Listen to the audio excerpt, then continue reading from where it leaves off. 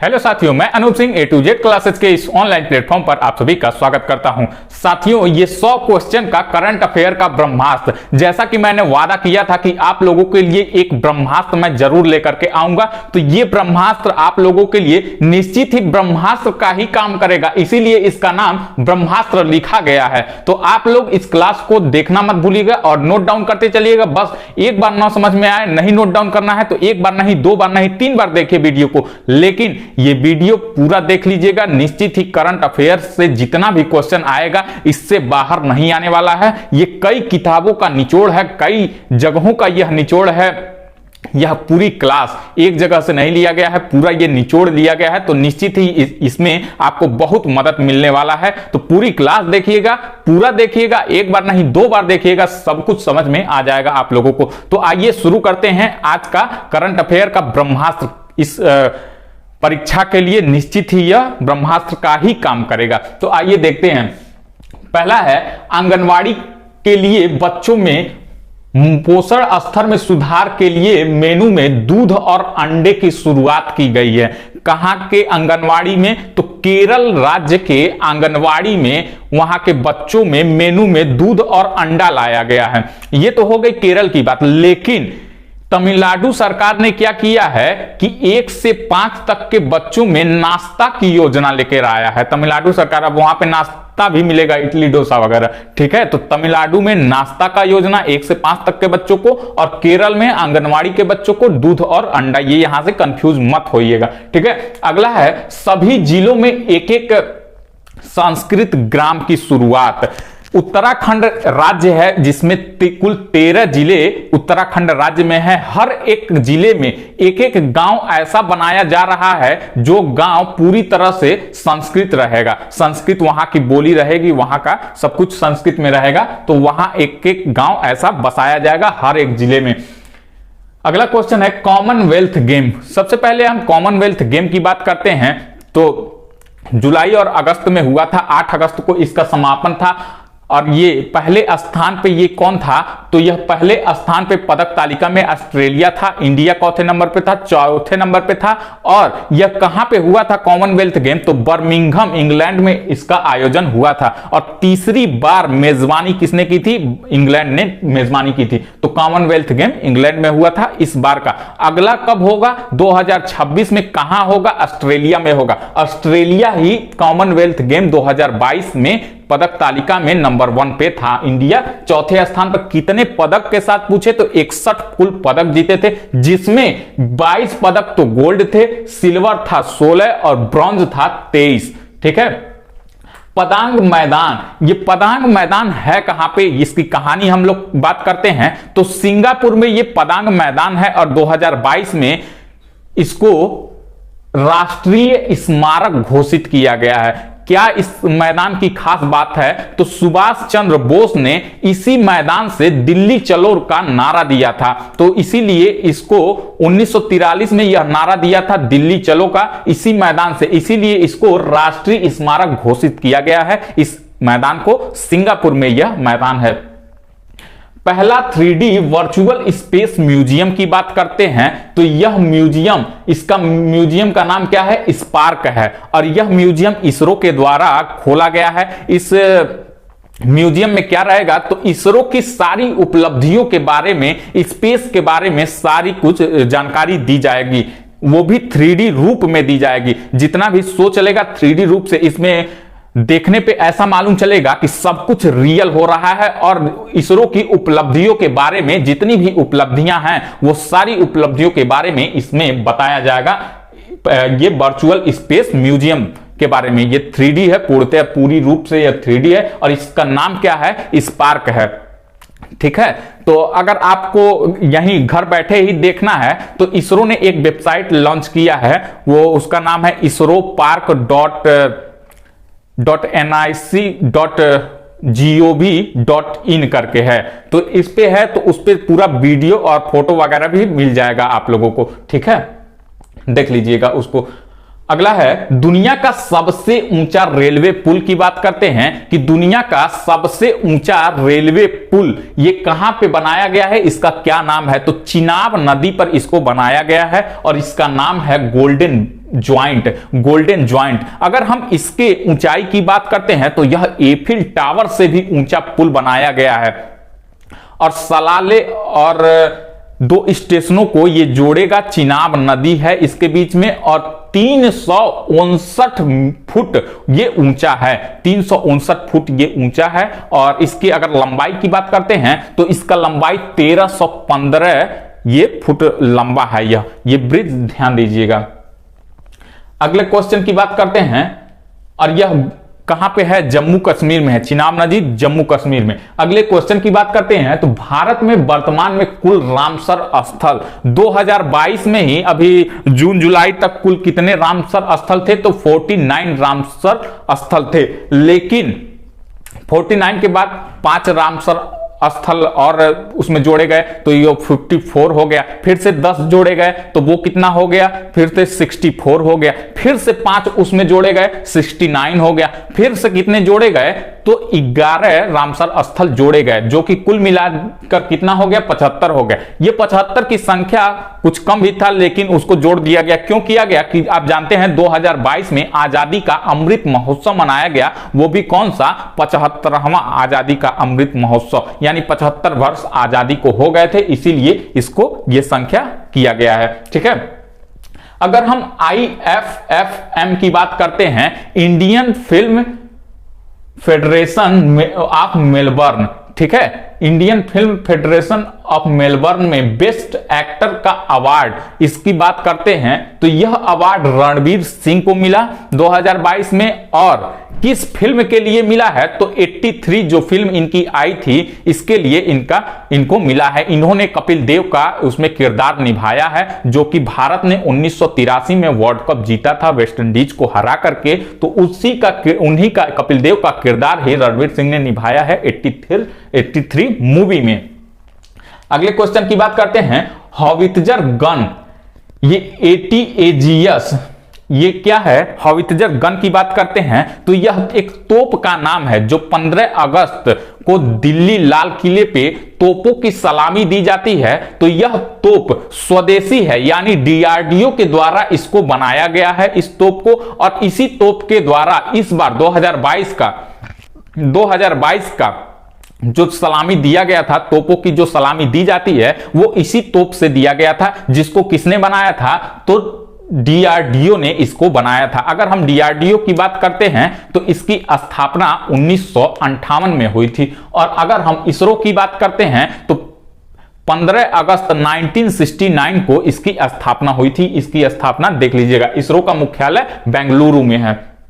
अगले क्वेश्चन की बात करते हैं, हिंदुस्तान एरोनॉटिकल लिमिटेड ने विदेश में अपनी पहली HAL ने विदेश में अपनी पहली कार्यालय खोलने की घोषणा की है। तो किस जगह खोला है यह कार्यालय, तो वो खोला है मलेशिया में, और यह पहला कार्यालय विदेश में खोला है, इसीलिए यह इंपॉर्टेंट हो जाता है।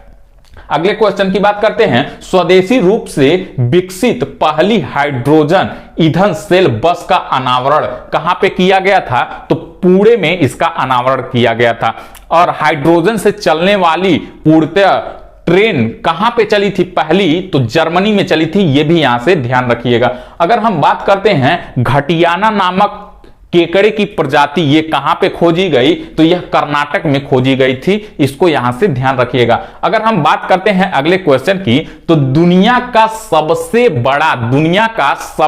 बड़ा कार्बन फाइबर प्लांट ये कहां पे खोला गया, तो हजीरा गुजरात में इसको खोला गया था। और किसके द्वारा, मतलब कि खोलने का ये अनाउंस किया गया, तो रिलायंस इंडस्ट्री के मालिक मुकेश अंबानी के द्वारा इसको खोले जाने का ये घोषणा किया गया था हजीरा गुजरात में। यह दुनिया का सबसे बड़ा कार्बन फाइबर प्लांट है, इसको यहां से ध्यान रखिएगा।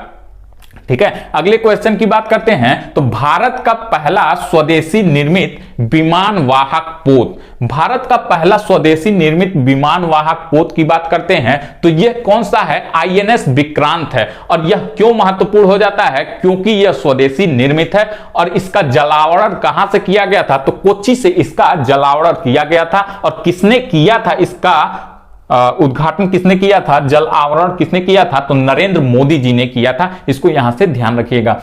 देश का पहला राष्ट्रीय समुद्री विरासत परिषद की बात करते हैं तो यह कहां पे खोला गया, तो गुजरात के लोथल में खोला गया।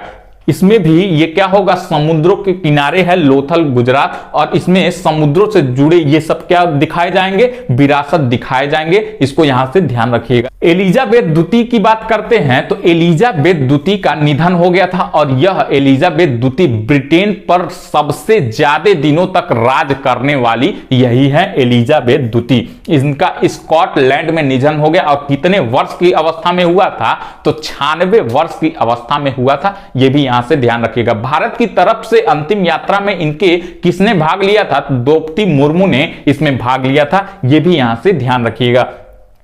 अगर हम बात करते हैं एशिया कप की, एशिया कप 2022 किसने जीता, तो श्रीलंका ने जीता था, पाकिस्तान को हरा करके जीता था, 23 रनों से हराया था, और यह श्रीलंका 6वीं बार यह खिताब अपने नाम किया है। यह भी यहां से ध्यान रखिएगा।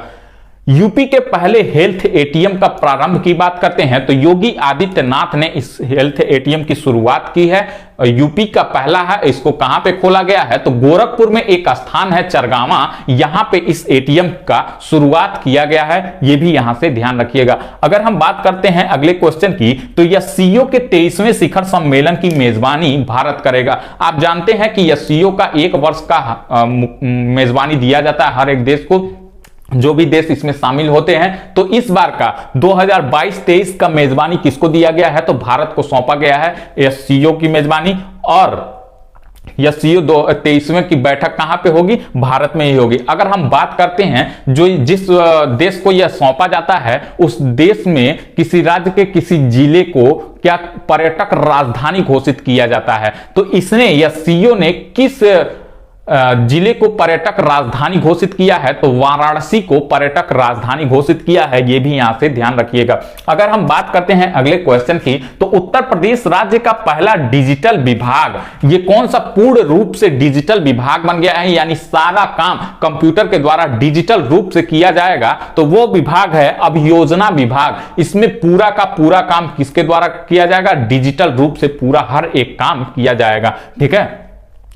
डुगोंग के संरक्षण के लिए भारत का पहला रिजर्व कहां पे यह खोला गया है, तो सबसे पहले डुगोंग की बात करते हैं तो समुद्री गाय को क्या कहते हैं, डुगोंग कहते हैं। गाय की तरह रहती है लेकिन यह समुद्र में रहती है, पानी के अंदर रहती है, तो उसी के संरक्षण के लिए पाक खाड़ी में, ये पाक खाड़ी, और ये किसके द्वारा इसका संरक्षण रिजर्व ये खोला गया था, तो तमिलनाडु के द्वारा खोला गया था। श्रीलंका और भारत के बीच में पाक की खाड़ी है, ये भी यहां से ध्यान रखिएगा। देश का नया सीडीएस की बात करते हैं तो पहले सीडीएस की बात करते हैं, चीफ ऑफ डिफेंस स्टाफ। पहला सीडीएस जनरल बिपिन रावत जी हैं, रावत जी थे जिनका हेलीकॉप्टर दुर्घटना में मौत हो गया। उनके बाद ये देश का दूसरा सीडीएस किसको बनाया गया, तो कुछ दिनों तक इसका पद खाली था, लेकिन उसके बाद लेफ्टिनेंट जनरल अनिल चौहान को इस पद पर बैठाया गया।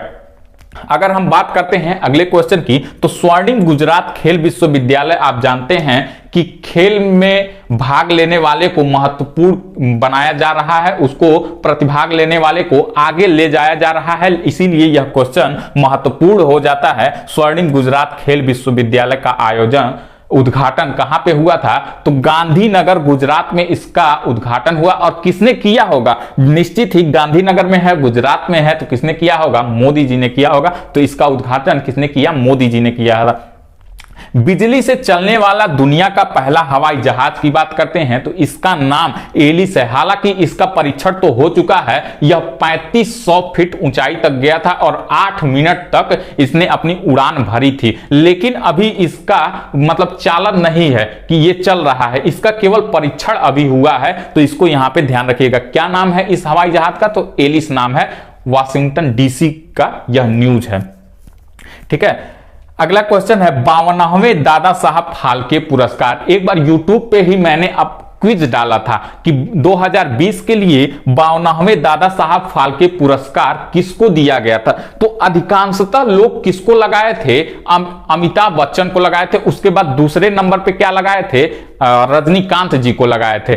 किसी का भी ध्यान इस पे नहीं गया कि यह किसको मिला है, आशा पारेख को मिला है। क्योंकि मैंने क्वेश्चन में 2020 मेंशन कर दिया था, 2020 का कब दिया गया, 2022 में दिया गया, इसीलिए लोग क्या सोचे कि ये लग रहा है कि 2020 मतलब 2 साल पहले का है, लेकिन 2020 के लिए 52वां दादा साहब फाल्के पुरस्कार ये किसको दिया गया था, तो ये दिया गया था आशा पारेख जी को दिया गया था। अगले क्वेश्चन की बात करते हैं, 2022 में सबसे स्वच्छ शहर की बात करते हैं तो लगातार इंदौर, मध्य प्रदेश में इंदौर है, वहीं लगातार इंदौर 6वीं बार क्या हुआ है, सबसे स्वच्छ शहर ये बन गया है। यहां से इसको ध्यान दीजिएगा। विश्व का सबसे बड़ा सफारी पार्क की बात करते हैं तो 10,000 एकड़ में इसको बनाए जाने की घोषणा हुई है। हरियाणा के मुख्यमंत्री मनोहर लाल खट्टर ने इसको बनाए जाने की घोषणा की है, और कहां पे किया है तो गुरुग्राम और नूहू दोनों शहरों को मिलाकर के 10,000 एकड़ में इसको बनाया जाएगा, ये सफारी पार्क बनाया जाएगा। बथुकम्मा त्योहार की बात करते हैं, यह तेलंगाना का यह त्योहार है, और यह इसमें क्या होता है कि इसमें महिलाएं क्या करती हैं, फूलों से सज जाती हैं और नृत्य और गायन करती हैं इस त्योहार में, बथुकम्मा का त्योहार में। तेलंगाना का यह त्योहार है। आइए अब दूसरे स्लाइड में कुछ और क्वेश्चनों को देख लेते हैं। चिकित्सा का नोबेल पुरस्कार, नोबेल पुरस्कार 2022 वाला, ये भी इंपॉर्टेंट है, चिकित्सा ही नहीं कोई भी पूछ सकता है आपसे। तो मैंने नोबेल पुरस्कार जब मिला था तो मैंने पढ़ा दिया था उसको, तो वो आप लोग देख लीजिएगा। हालांकि जब ये क्लास खत्म होगा ना तो मैं क्लास के अंत में 2 और मैराथन का क्लास लिया था, 2-3 लिया था, उसको भी दे दूंगा, और एक प्लेलिस्ट दूंगा 2022 का, उसमें जो भी महत्वपूर्ण होगा वो कराया गया है टॉपिक वाइज। पूरा डिटेल जानना है, जैसे कि मान लीजिए कि बुकर पुरस्कार है तो बुकर पुरस्कार, मैन बुकर पुरस्कार, ये क्या होता है, इनमें क्या अंतर होता है, सारा कुछ मतलब डिटेल पूरा, कब दिया जाता है, कैसे दिया जाता है, पहली बार किसको दिया गया, मतलब सब कुछ। अब यही है नोबेल पुरस्कार, इसकी शुरुआत कब हुई, पहला किसको दिया गया, वर्तमान में किसको दिया गया, पिछला किसको दिया गया, कहां से दिया जाता है, सारा कुछ डिटेल मैंने कराया हुआ है। ठीक है, तो वहां से उसको आप देख सकते हैं पूरा डिटेल जानकारी के लिए। चिकित्सा का नोबेल पुरस्कार किसको दिया गया, तो प्रोफेसर डॉक्टर स्वांति पाओ को दिया गया, और ये स्विट्जरलैंड के थे। वहीं अगर हम साहित्य की बात करते हैं तो साहित्य में एनी एर्नास्क को दिया गया, जो कि फ्रांसीसी लेखक हैं। और इसके साथ साथ अगर हम शांति की बात करते हैं तो शांति में 3 लोगों को दिया गया, मतलब पर्सन एक ही था लेकिन 2 संस्था थी। रूस और यूक्रेन में युद्ध चल रहा था, तो रूसी मानवाधिकार संगठन और यूक्रेन मानवाधिकार संगठन, ये 2 संगठन को दिया गया। और एक व्यक्ति को दिया गया, वो कौन थे, एलेस ब्लियावात्स्की, ये एक व्यक्ति थे, इनको दिया गया था ये शांति का नोबेल पुरस्कार। अब वहीं फिजिक्स में भी 3 लोगों को, रसायन में भी 3 लोगों को, ऐसे सब दिया गया था। 6 क्षेत्रों में यह दिया जाता है। गोलकीपर ऑफ द ईयर 2022 की बात करते हैं तो 2 लोगों को दिया गया, PR श्रीजेश और सविता पुनिया। ठीक है, अंतरराष्ट्रीय हॉकी महासंघ के द्वारा यह अवार्ड दिया जाता है। तो goalkeeper of the year 2022 PR Sreejesh और सविता पुनिया को यह दिया गया। भारत में पहली बार राष्ट्रीय डॉल्फिन दिवस मनाया गया। 2022 से राष्ट्रीय डॉल्फिन दिवस मनाने की शुरुआत हुई है, और 5 अक्टूबर को पहली बार राष्ट्रीय डॉल्फिन दिवस मनाया गया है। बहुत ही इंपॉर्टेंट है, इसीलिए इसको देख लीजिएगा। अगर हम बात करते हैं विक्टोरियन प्रीमियर पुरस्कार की, तो विक्टोरियन प्रीमियर पुरस्कार दिव्यांगना शर्मा और रितिका सक्सेना, ये 2 महिला हैं, पढ़ने वाली हैं, महिला विद्यार्थी हैं, इनको दिया गया। ऑस्ट्रेलिया में यह इनको दिया गया। ये पुरस्कार ऐसे व्यक्तियों को मिलता है जो कि बाहर रह के पढ़ते हैं। ठीक है, तो ये देखिएगा, भारत की दिव्यांगना शर्मा और रितिका सक्सेना, विक्टोरियन प्रीमियर पुरस्कार 2 महिलाओं को दिया गया। अगर हम बात करते हैं ऑनलाइन जुआ पर प्रतिबंध, ठीक है, और जो मतलब और भी ऑनलाइन गेमिंग है उस पर प्रतिबंध लगाने के लिए एक अध्यादेश पारित किया गया है। किसके द्वारा, तमिलनाडु राज्य के द्वारा एक अध्यादेश पारित किया गया है। ठीक है, उसमें सारे निर्देश दिए गए हैं, तो ये भी क्वेश्चन यहां से ध्यान रखिएगा। ठीक है, G20 की बात करते हैं तो G20 इस बार 2023 का जो आयोजन होने वाला है, जो बैठक होने वाला है G20 का, वो अपने भारत में होने वाला है। अगर हम G20 के 2021 की बैठक की बात करते हैं तो G20 का 2021 में बैठक इटली में हुआ था, 2022 में बैठक इंडोनेशिया के बाली में हुआ था, और 2023 में बैठक कब होगा, तो कहां होगा, तो भारत में होगा। ठीक है, ये भी पूरा डिटेल मैंने कराया हुआ है।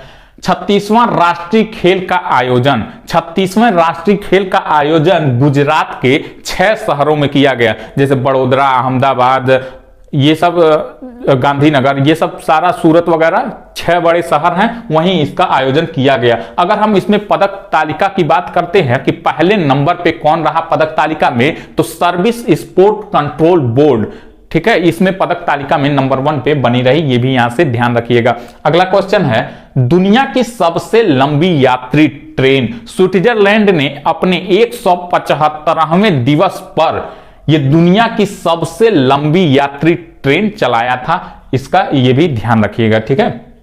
किसने चलाया था? तो स्विट्जरलैंड ने चलाया था।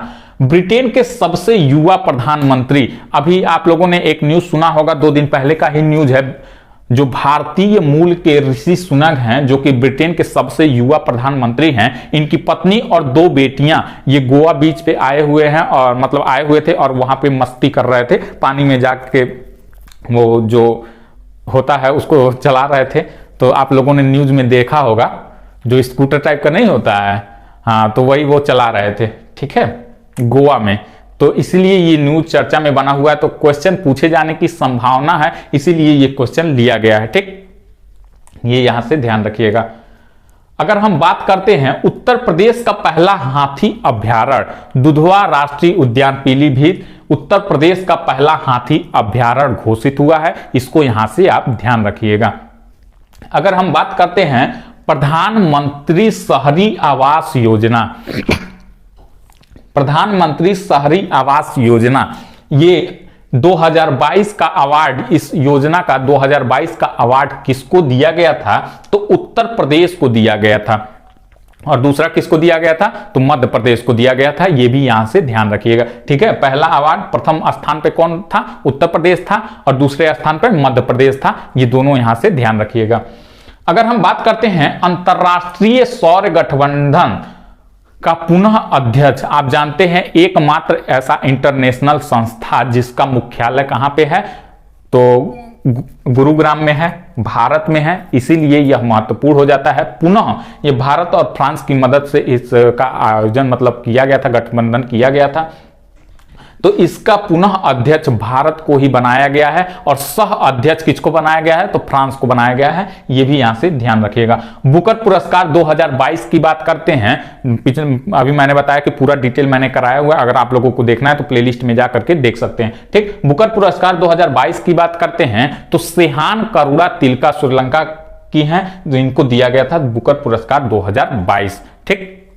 अगले क्वेश्चन की बात करते हैं, कर्नाटक के एक बहुत ही फेमस एक्टर थे पुनीत राजकुमार, हार्ट अटैक की वजह से इनकी मृत्यु हो गई थी, जिम कर रहे थे तभी हार्ट अटैक आया और इनकी मृत्यु हो गई। तो कर्नाटक रत्न से सम्मानित, कर्नाटक रत्न, कर्नाटक का एक पुरस्कार है कर्नाटक रत्न, ठीक है, तो वह कर्नाटक रत्न पुरस्कार पुनीत राजकुमार को दिया गया नवंबर माह में, ये यहां से ध्यान रखिएगा, ठीक। मुख्यमंत्री लखपति दीदी योजना, मुख्यमंत्री लखपति दीदी योजना क्या है कि 2025 तक 1.25 लाख महिलाओं को लखपति बनाने का लक्ष्य रखा गया है। इसमें क्या होगा कि महिला अपना मतलब महिला को सशक्त बनाया जा सके, उनको अपने पैरों पर खड़ा किया जा सके, किसी भी काम के लिए रोजगार में आगे बढ़ाएं, आत्मनिर्भर बने। इसके लिए 1.25 लाख महिलाओं को, 1,25,000 महिलाओं को 2025 तक लखपति बनाने का लक्ष्य रखा गया है इस योजना के तहत। ये कहां की योजना है? तो उत्तराखंड की यह योजना है, यहां से इसको ध्यान दीजिएगा। विश्व की पहली वैदिक घड़ी के लिए भूमि पूजन, अगर हम विश्व की पहली वैदिक घड़ी की बात करते हैं कि इसमें क्या क्या है, ये भी यहां से देखिएगा। तो इसमें आप लोगों को नक्षत्र मालूम चल जाएगा, ग्रह मालूम चल जाएगा, विक्रम संवत मालूम चल जाएगा, सूर्यास्त का समय, सूर्योदय का समय विक्रम संवत के हिसाब से, ठीक है। तो ये सारा कुछ वैदिक में जो भी होता है इसमें वो मालूम चलेगा। तो जिस टावर पे इसको लगाया जाएगा तो वहां उस टावर की मतलब कि स्थापना किया गया, तो उसी के लिए भूमि पूजन किया गया। और वो टावर, ये पहली घड़ी कहां लगेगी? तो उज्जैन में जंतर मंतर का नाम आप लोगों ने सुना होगा, मध्य प्रदेश के उज्जैन में जंतर मंतर, तो वहीं पे इसका आयोजन मतलब कि लगाया जाएगा। तो इसके लिए वहां पे भूमि पूजन हुआ था, ये भी यहां से ध्यान रखिएगा। पुष्कर मेला की बात करते हैं तो दो क्वेश्चन इससे ध्यान दीजिएगा। विश्व का सबसे बड़ा पशु मेला वो कौन सा हो जाएगा? पुष्कर मेला हो जाएगा। और अगर हम बात करते हैं एशिया का सबसे बड़ा पशु मेला तो वो कौन सा हो जाएगा? सोनपुर बिहार हो जाएगा। ठीक है, तो पुष्कर मेला लोग वहां देश विदेश से आते हैं। यहां पे विश्व का सबसे बड़ा पशु मेला है और यहीं पे पुष्कर झील है। लोग पहले उसमें स्नान करते हैं। 5 दिनों तक लगभग ये मेला चलता है। यहां से इसको ध्यान रखिएगा। ठीक है, पुष्कर मेला राजस्थान। देश के 50वें मुख्य न्यायाधीश की बात करते हैं तो अभी आप लोगों ने देखा होगा कि 2022 में ही 2 नए मुख्य न्यायाधीश की नियुक्ति हुई। अगर हम 49वें क्रम की बात करते हैं तो यूयू ललित थे, जो कि मात्र 73 डेज के लिए ही नियुक्त हुए थे, तो वो भी इंपॉर्टेंट है क्योंकि वो भी करंट में बने हुए थे। और 50वें क्रम के कौन है? धनंजय यशवंत चंद्रचूड़ हैं। ठीक है, इनके पिताजी भी डीवाई मतलब कि इनके पिताजी भी मुख्य न्यायाधीश रह चुके हैं, इसलिए यह इंपॉर्टेंट हो जाते हैं। तो दोनों याद रखिएगा। अगर 48वें क्रम की बात करें तो 48वें क्रम के हैं एन.वी. रमन्ना और 49वें क्रम के हैं यूयू ललित और 50वें क्रम के हैं डीवाई चंद्रचूड़। ठीक, ये तीनों ध्यान रखिएगा। अगर हम आसियान की बात करते हैं तो आसियान का 11वां सदस्य कौन बन गया है? तिमोर लेस्टे बन गया है। आसियान की स्थापना कब हुई थी? तो 8 अगस्त 1967 को आसियान की स्थापना हुई थी। अगर हम इसके मुख्यालय की बात करते हैं तो इंडोनेशिया, जकार्ता इंडोनेशिया में इसका मुख्यालय है। और अभी तक इसमें 10 देश थे, लेकिन नवंबर माह में एक देश और शामिल हुआ है, तिमोर लेस्टे। अगर हम 10 देशों की बात करते हैं कि आसियान में 10 देश कौन कौन से थे तो ध्यान रखिएगा।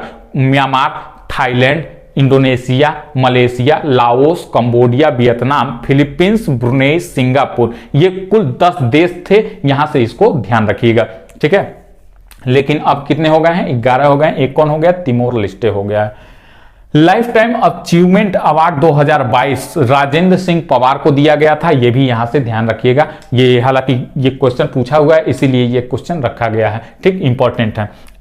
मेजर ध्यानचंद खेल रत्न पुरस्कार की बात करते हैं तो इसका नाम पहले राजीव गांधी खेल रत्न पुरस्कार था। इसकी अगर राशि की बात करते हैं तो वर्तमान में इसकी राशि 25 लाख रुपए थी। पहले इसकी राशि 7 लाख रुपए हुआ करती थी। 1991-92 में इस खेल पुरस्कार की शुरुआत हुई थी और पहला यह पुरस्कार किसको दिया गया था? तो शतरंज के जादूगर कहे जाने वाले किसको? विश्वनाथन आनंद को यह पहला पुरस्कार दिया गया था। यहां से इसको ध्यान रखिएगा। और इस बार मतलब 2022 का ये किसको दिया गया?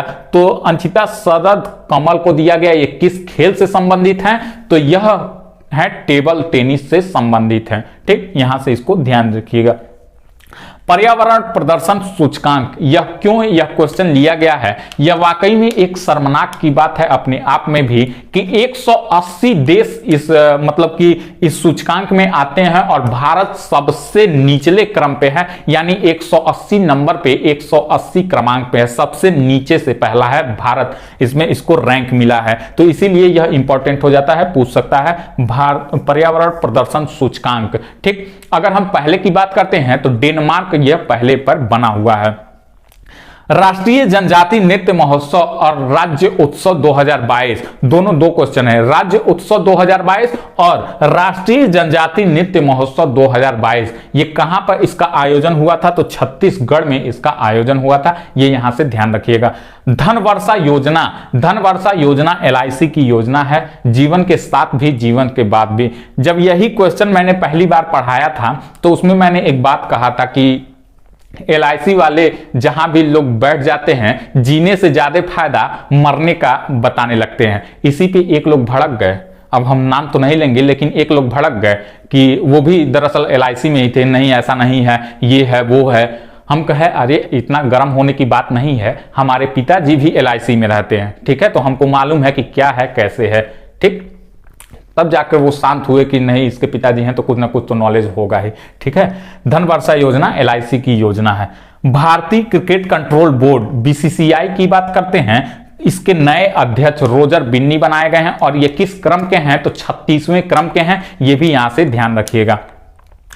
12वां महारत्न कंपनी, महारत्न कंपनियों की संख्या बढ़ा करके 12 हो गई है और 12वां कौन सा है? तो ये ध्यान रखिएगा, ग्रामीण विद्युतीकरण निगम रूरल इलेक्ट्रिफिकेशन कॉरपोरेशन लिमिटेड, ये 12वां है, यहां से इसको ध्यान रखिएगा। मिस वर्ल्ड 2021-2022 में यह हुआ था। मिस वर्ल्ड 2021 का ये खिताब किसने अपने नाम किया था? तो कैरोलिना बिलियावस्का पोलैंड की रहने वाली हैं, ये पुरस्कार इन्होंने अपने नाम किया था।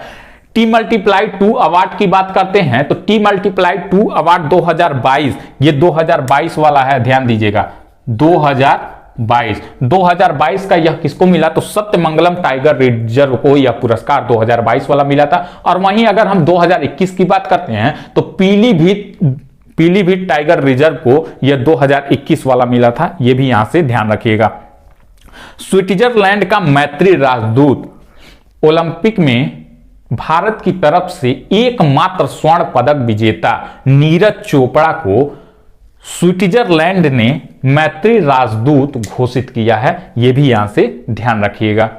ठीक, आइए अब लास्ट स्लाइड देख लेते हैं महत्वपूर्ण क्वेश्चनों को। अगला क्वेश्चन है हार्नबिल महोत्सव। हार्नबिल महोत्सव ये नागालैंड का महोत्सव है और ये दिसंबर माह के फर्स्ट वीक से इसका आयोजन होता है। लगभग 10 दिनों तक ये चलता है और यह 10 दिसंबर तक ये चला था। अगर इसमें हम मुख्य अतिथि की बात कर दें तो इसमें उपराष्ट्रपति और नागालैंड के सीएम, नागालैंड के राज्यपाल, ये इसमें मुख्य अतिथि के तौर पे इसमें शामिल थे। अगर हम इसकी बात करें कि हार्नबिल महोत्सव का नाम हार्नबिल ही क्यों पड़ा, तो वहां एक पक्षी है हार्नबिल, उसी को इतनी मान्यता है, लोग उसकी पूजा करते हैं, बहुत मानते हैं उस पक्षी को, तो उसी पक्षी के नाम पे इस महोत्सव का नाम पड़ा है हार्नबिल महोत्सव। ठीक है, इतना ध्यान रखिएगा। अगर हम हर घर गंगा जल परियोजना की बात करते हैं तो यह बिहार की ये परियोजना है। मतलब कि गंगा का पानी जिस क्षेत्र में नहीं जा पा रहा है, जिस क्षेत्र में सूखा आ जा रहा है, आप जानते होंगे कि पूरे बिहार में कभी सुनते होंगे कि इस क्षेत्र में बाढ़ आ गया और इस क्षेत्र में सूखा पड़ गया। ठीक है, तो बिहार का शोक भी कोसी नदी को कहा जाता है। बिहार ऐसे अगर नक्शे में देखेंगे तो लगभग 2 भागों में बटा हुआ है, इससे बीच से नदी गुजरी हुई है, एक भाग उधर एक भाग उधर। ठीक है, तो ये होता है, ये है मतलब वहां का कि एक भाग ऊपर वाला पूरा जलमग्न रहता है और नीचे वाला भाग पता चलता है कि सूखा रह गया। तो वही है, इसी उद्देश्य के लिए कि सूखा न रहने पाए तो हर घर गंगा जल परियोजना की शुरुआत की गई है और ये बिहार राज्य के मुख्यमंत्री नीतीश कुमार के द्वारा इसकी शुरुआत की गई है। सबसे ज्यादा मुख्यमंत्री बनने वाले भी यही हैं, पार्टी बदलने वाले भी यही हैं, हर बार पार्टी बदल लेते हैं। ठीक है, अगर हम मौना लोआ ज्वालामुखी की बात करते हैं तो यह 38 साल के बाद इसमें विस्फोट हुआ और मौना लोआ ज्वालामुखी ये हवाई द्वीप पर अमेरिका में पाया जाता है और यह एक सक्रिय ज्वालामुखी है। 3 प्रकार के ज्वालामुखियों में यह एक सक्रिय ज्वालामुखी है। सक्रिय ज्वालामुखी, सुषुप्त ज्वालामुखी और मृत ज्वालामुखी। ठीक है, तो ये सक्रिय ज्वालामुखी है। 38 साल के बाद इसमें विस्फोट हुआ है, इसीलिए यह महत्वपूर्ण हो जाता है।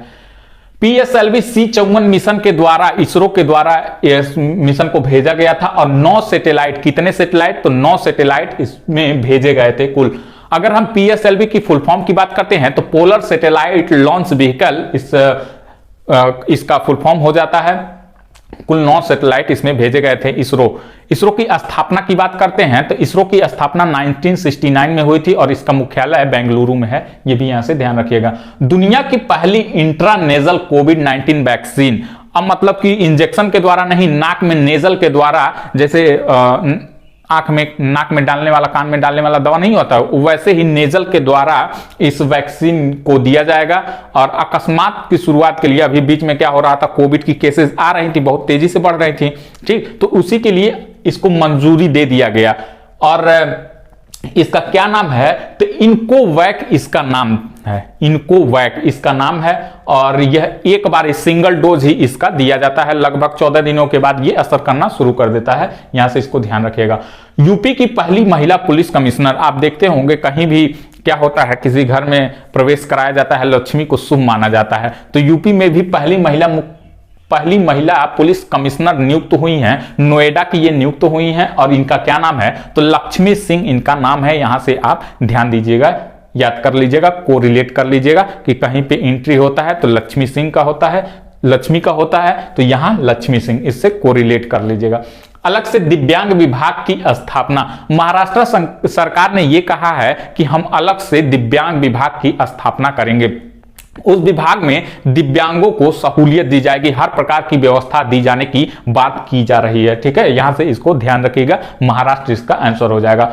अगर हम बात करें कि गूगल पर सबसे ज्यादा सर्च किया जाने वाला विषय कौन सा है 2022 तक, मतलब 19 से 22 तक, तो वो था IPL, Indian Premier League. Google पर सबसे ज्यादा सर्च करने वाला ये विषय था। दूसरा था कोविड और तीसरा था फीफा वर्ल्ड कप। ठीक है, अगर टाइम मैगजीन 2022 के पर्सन ऑफ द ईयर की बात करते हैं तो इसमें दो लोगों को चुना गया, मतलब कि एक तो है संस्था और एक है व्यक्ति। व्यक्ति में कौन है? जेलेंस्की, यूक्रेन के राष्ट्रपति जेलेंस्की। और संस्था में कौन है? द स्पिरिट ऑफ यूक्रेन, मतलब कि जो रूस और यूक्रेन में युद्ध चल रहा था तो शक्तिशाली, मतलब कि सहनशीलता के लिए वहां की जनता को, द स्पिरिट ऑफ यूक्रेन, वहां की जनता को यह magazine person of the year चुना गया और वहां के राष्ट्रपति को, कि हार नहीं माना है। इतना बड़ा देश, दुनिया का सबसे बड़ा देश रूस, उस पर हमला कर रहा था, लेकिन इसने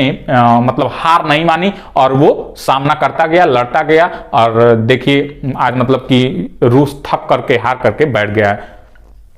ठीक है, एक जिला एक खेल योजना है, एक जिला एक उत्पाद योजना भी उत्तर प्रदेश की योजना है, और ये भी एक जिला एक खेल योजना भी उत्तर प्रदेश की ही योजना है। अगर हम इस बात करें कि इसमें क्या होगा, तो जैसे एक जिला एक उत्पाद में हर जिले से एक उत्पाद को चुना गया है कि मतलब वहां का प्रसिद्ध क्या है, कौन सा उत्पाद है, उसमें खास बात क्या है, तो वैसे ही हर जिले से खेल में प्रतिभाग लेने वाले प्रतिभागियों को चुना जाएगा, जो खेल में, किसी भी खेल में वो विशिष्ट होंगे, उनको इसमें चुना जाएगा, उसी की पहचान की जाएगी उसमें, और उनको आगे ले जाने के लिए ये इसमें कार्यरत रहेगा। तो उत्तर प्रदेश की सरकार ने ये योजना का शुभारंभ किया है। विश्व भारोत्तोलन चैंपियनशिप, अगर हौसला है, जुनून है, पागलपन है तो आप कुछ भी कर सकते हैं। जब विश्व भारोत्तोलन चैंपियनशिप 2022 का आयोजन हो रहा था तब मीराबाई चानू की मतलब की तबीयत सही नहीं थी। ठीक है, लेकिन फिर भी उन्होंने इसमें रजत पदक जीत करके दिखाया। ठीक है, यहां से इसको ध्यान रखिएगा, रजत पदक जीता था। किस खेल से संबंधित है? तो भारोत्तोलन खेल से संबंधित है, लिखा भी है। ठीक है, दुनिया का पहला रियल टाइम गोल्ड एटीएम, मतलब कि 5 ग्राम, 10 ग्राम, 15 ग्राम, 20 ग्राम तक का सोना एटीएम के द्वारा आप निकाल सकते हैं। यह हैदराबाद में इस एटीएम की शुरुआत हुई है, यहां से इसको ध्यान रखिएगा। गमोचा को मिला जीआई टैग। अगर हम गमोचा की बात करें तो ये देखने से मतलब सुनने से ही लग जा रहा है गमछा, मतलब गमछा, गमछा जो कि तौलिया के तरीके, यहां है भी नहीं तो दिखा देते। तौलिया जो होता है ना गमछा, तो वो पतला वाला, तो उसी को जीआई टैग मिला है। और वह कहां का है? तो वो असम का है। अगर हम जीआई टैग की बात करते हैं, जियोग्राफिकल इंडिकेटर की बात करते हैं, तो यह 2003 में इसकी शुरुआत हुई थी। और पहला जीआई टैग किसको दिया गया था? तो पहला जीआई टैग दार्जिलिंग की चाय, पश्चिम बंगाल दार्जिलिंग की चाय को पहला जीआई टैग दिया गया था। मोपा अंतरराष्ट्रीय हवाई अड्डे का नाम बदलकर क्या कर दिया गया है? मनोहर पारिकर हवाई अड्डा। ठीक है, इनके नाम पे कर दिया गया है, मनोहर पारिकर जी के नाम पे, जो कि गोवा के क्या थे? मुख्यमंत्री थे, उनका निधन हो गया। ठीक, और फीफा विश्व कप 2022 की बात करते हैं तो आप जानते ही हैं फीफा विश्व कप 2022 अर्जेंटीना इसमें विजयी रहा था।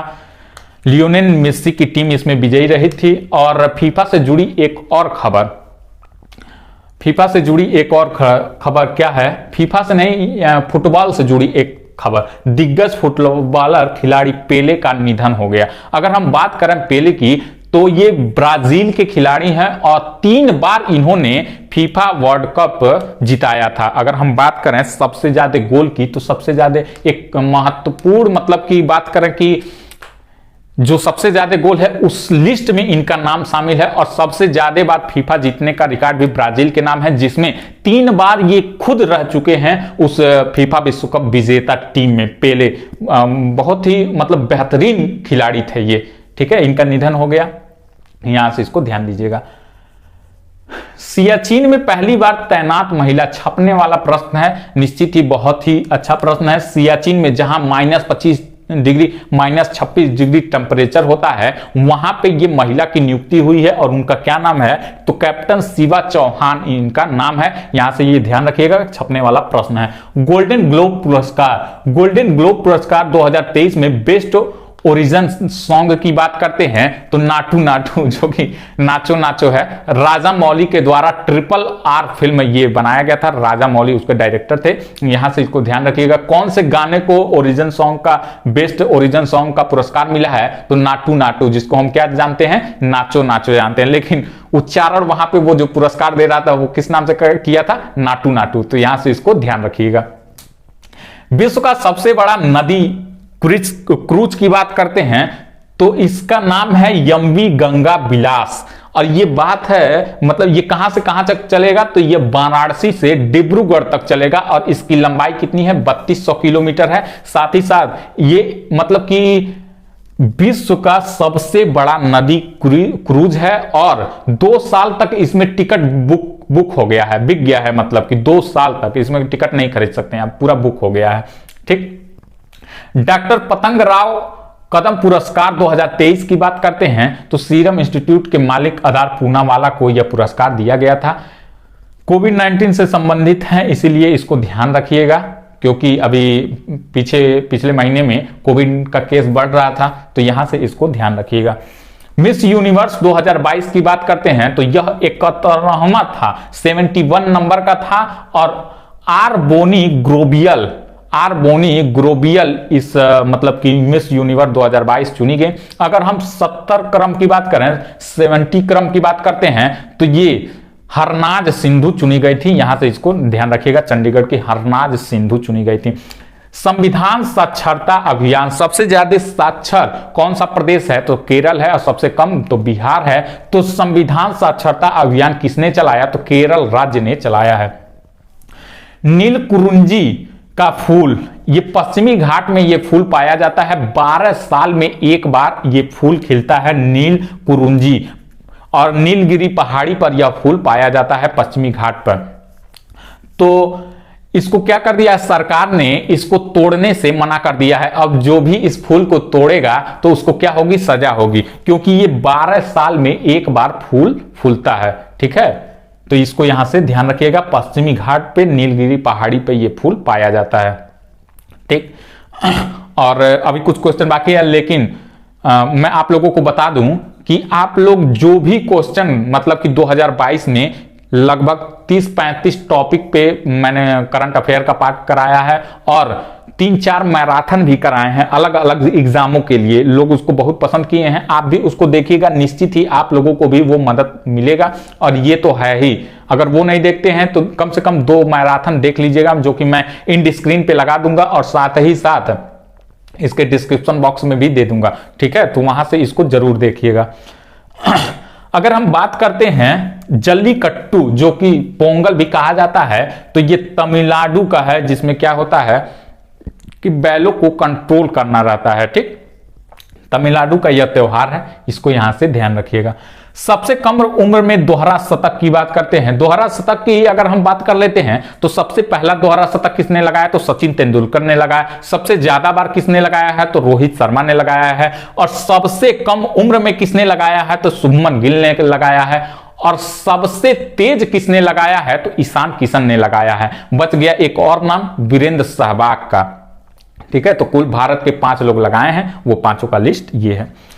अगर हम 56वां ज्ञानपीठ पुरस्कार की बात करते हैं तो देखिएगा 56वां ज्ञानपीठ पुरस्कार नीलमणि फूफड़ को दिया गया और इनका निधन भी हो गया है। ये जनवरी 2023 में इनका निधन हो गया है। 2022 में इनको पुरस्कार मिला था, ज्ञानपीठ पुरस्कार मिला था 56वां नीलमणि फूफड़ को। यहां से इसको ध्यान रखिएगा, महत्वपूर्ण क्यों है, क्योंकि इनका निधन हो गया है और ज्ञानपीठ पुरस्कार भी अभी पिछले साल ही मिला है। भारतीय नौसेना में 5वीं पनडुब्बी शामिल की गई है। प्रोजेक्ट 75 के तहत 6 पनडुब्बी को बनाया जाना है और जिसमें से 5 पनडुब्बी बन गई है और 5वीं को भारतीय नौसेना में शामिल कर लिया गया है। अगर वो 6 की बात करते हैं तो वो कौन कौन सी हैं, बेला, बागीर, बागसीर, करंज, ये कुल 6 हैं, ऐसे देख लीजिएगा। ठीक है, अभी ध्यान नहीं आ रहा है, लेकिन बेला, बागसीर, बागीर और करंज, और भी 2 है, उसको वहां से देख लीजिएगा। अगर हम बात करते हैं कि स्कूल ऑफ एमिनेस प्रोजेक्ट की बात करते हैं तो दिल्ली में जो स्कूल मॉडल है वो पूरे भारत में पसंद किया जाता है। जैसा वहां का मॉडल है, वहां के शिक्षक को विदेश भेजा जाता है पढ़ने के लिए कि आप वहां से वहां का मॉडल देखिए, कहां कैसे बच्चों को पढ़ाया जाता है, वहां से सीख करके आइए, फिर यहां बच्चों को पढ़ाइए। हर एक स्कूल, मतलब कि वहां का सरकारी स्कूल भी प्राइवेट स्कूलों से ज्यादा अच्छा है। ठीक है, तो वहां का मॉडल सभी राज्य अपनाना चाहते हैं, इतनी अच्छी व्यवस्था है। तो वहां की सरकार किसकी है? आम आदमी पार्टी की सरकार है। और पंजाब में भी किसकी सरकार है? आम आदमी पार्टी की ही सरकार है। तो उसी का मॉडल वो नकल किया है। तो वही एक प्रोजेक्ट चलाया है, स्कूल ऑफ एमिनेशन प्रोजेक्ट। वो किसने चलाया है? तो पंजाब राज्य ने चलाया है। यहां से इसको ध्यान दीजिएगा। 74वें गणतंत्र दिवस के मुख्य अतिथि की बात करते हैं तो वो कहां के आए थे मुख्य अतिथि? तो इजिप्ट यानी मिस्र के वो मुख्य अतिथि आए थे इस बार के 74वें गणतंत्र दिवस पे। अगर उनका हम नाम की बात करते हैं तो अब्देल फतह अल सीसी, अब्देल फतह अल सीसी उनका नाम है, सीसी बोतल। ठीक है, यहां से इसको ध्यान दीजिएगा। अगर हम बात करते हैं कि बालकृष्ण दोषी आर्किटेक्चर से संबंधित है और प्रित्जर पुरस्कार भी इनको मिल चुका है 2018 का, और इनका निधन हो गया है बालकृष्ण दोषी का।